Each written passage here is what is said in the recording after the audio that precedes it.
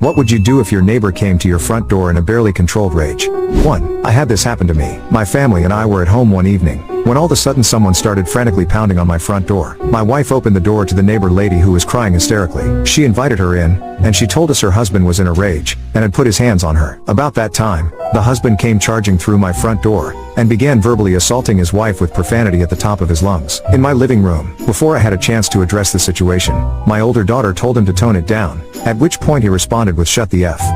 #K up, B hash, CH. The words barely left his lips before those lips were introduced to my fist. Turns out he had no interest in fighting another man. Once he found his feet, he was out my front door faster than he barged in. I'm sure most of the folks reading this will be disgusted with my actions. I don't care. What does matter to me, is the opinion of that man's wife. Years later, she thanked me, saying he never